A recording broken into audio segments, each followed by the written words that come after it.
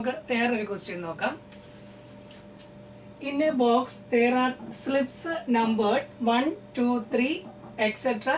10. ഒരു ബോക്സിനകത്ത് ചെറിയ കടലാസ് കഷ്ണങ്ങളിൽ 1, 2, 3, 10 വരെ എഴുതിയിട്ടിരിക്കുന്നു അല്ലേ. നമ്മൾ ലോട്ടൊക്കെ എടുത്തില്ലേ, ഇപ്പം നിങ്ങൾ സ്കൂളിൽ ക്രിസ്മസ് ഫ്രണ്ടിനെയൊക്കെ എടുക്കാനായിട്ടും അങ്ങനെയൊക്കെ നമ്മൾ പേപ്പർ കഷ്ണങ്ങൾ എഴുതി ചുരുട്ടി ബോക്സിനകത്തിട്ടിട്ട് കുലുക്കിയിട്ട് ഏതെങ്കിലും ഒന്ന് സെലക്ട് ചെയ്തില്ലേ, അങ്ങനെ. അപ്പം ഇവിടെ എഴുതിയിട്ടിരിക്കുന്ന എന്തോരെയാണ്? 1, 2, 3, 4, 5, 6, 7, 8, 9, 10 വരെയുള്ള കഷ്ണങ്ങൾ ഓരോന്നോരോന്ന്, ഒന്ന് ഒരു പേപ്പറല്ല, രണ്ട് വേറൊരു പേപ്പറിൽ അങ്ങനെ എഴുതിയിട്ടിരിക്കുന്നു.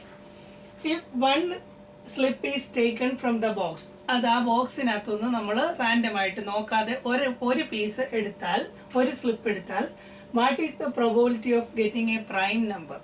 അതൊരു പ്രൈം നമ്പർ ആവാനുള്ള സാധ്യത എന്ത്? മലയാളത്തിലാണെങ്കിൽ 10 കടലാസ് കഷ്ണങ്ങളിൽ 1 മുതൽ 10 വരെയുള്ള എണ്ണൽ സംഖ്യകൾ എഴുതി ഒരു പെട്ടിയിൽ ഇട്ടിരിക്കുന്നു. ഇതിൽ നിന്നും ഒരു കടലാസ് കഷ്ണം എടുത്താൽ അതൊരു അഭാജ്യ സംഖ്യ ആവാനുള്ള സാധ്യതയുണ്ട്. അപ്പം ഇത് ഇവിടുത്തെ പോയിന്റ് ഇതാണ്, പ്രൈം നമ്പർ അല്ലേ. പ്രൈം നമ്പർ ആവാനുള്ള സാധ്യത എന്ത്, അല്ലെങ്കിൽ അഭാജ്യ സംഖ്യ ആകാനുള്ള സാധ്യത എന്ത്?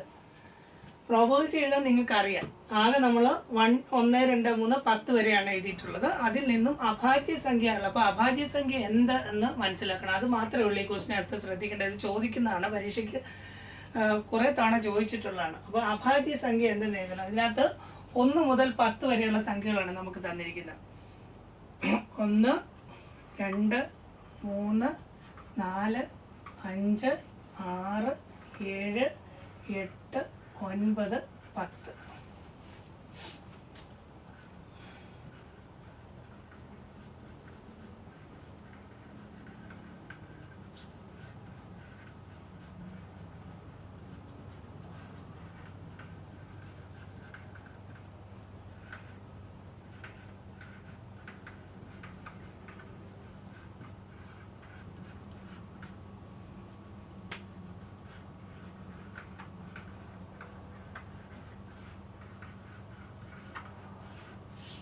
ഓക്കെ, അപ്പം അഭാജ്യ സംഖ്യ അല്ലെങ്കിൽ പ്രൈം നമ്പർ എന്നാൽ എന്ത്, അത് മാത്രം ഓർത്തിരുന്നാൽ മതി. ഇപ്പം ഞാനിവിടെ എഴുതിയിട്ടുണ്ട്. പ്രൈം നമ്പർ എന്ന് പറഞ്ഞാൽ factors 1 and the number it self,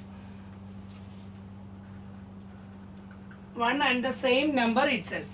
അതായത് ഒന്നും അതേ സംഖ്യയും മാത്രമായിട്ട് ഇതിന് ഘടകങ്ങളുള്ളൂ.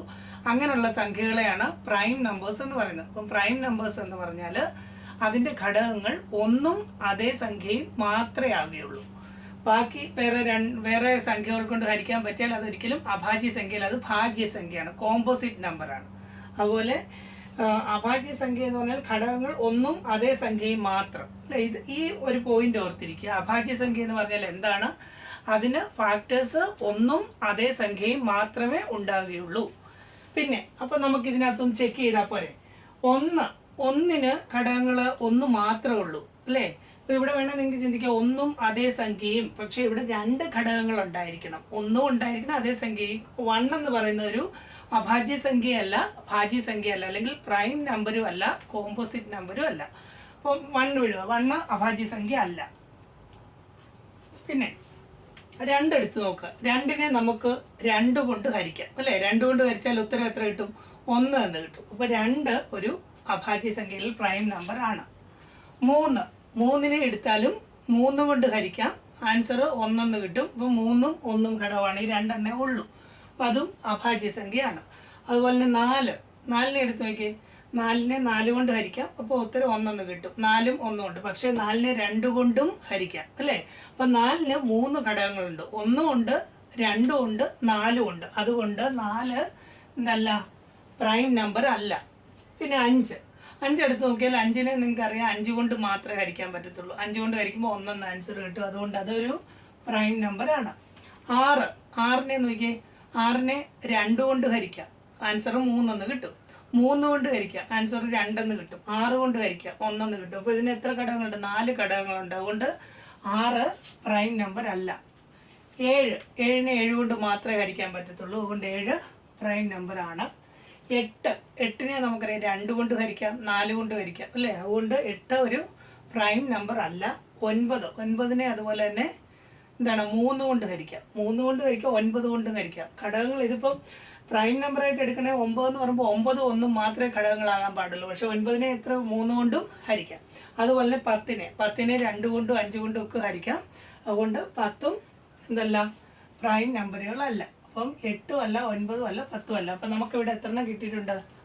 2, 3, 5, 7 ഈ 4 എണ്ണേ ഉള്ളൂ പ്രൈം നമ്പർ അല്ലേ?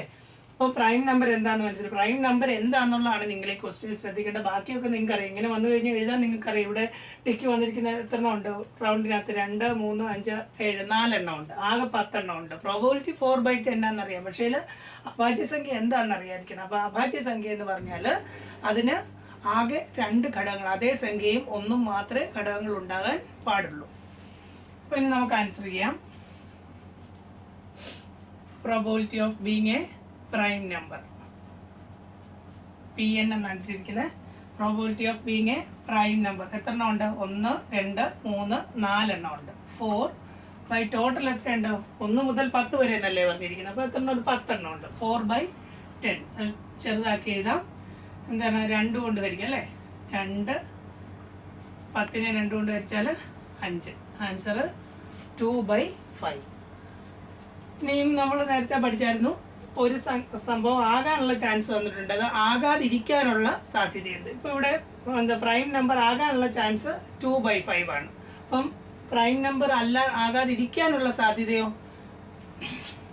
Probability of being not prime number അല്ലെങ്കിൽ കോമ്പോസിറ്റ് നമ്പർ ആവാനുള്ള ചാൻസ് എന്താണ്? ഇന്ന് ഞാൻ പഠിപ്പിച്ച 1ൽ നിന്ന് ഇത് കുറയ്ക്കണം. 1 മൈനസ് 2/5 എത്ര കിട്ടും?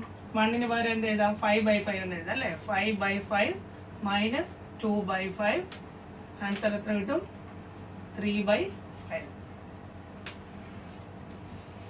അപ്പം പ്രൈം നമ്പർ എന്താണെന്ന് മനസ്സിലാക്കുക, അതിനനുസരിച്ച് ആൻസർ ചെയ്യുക.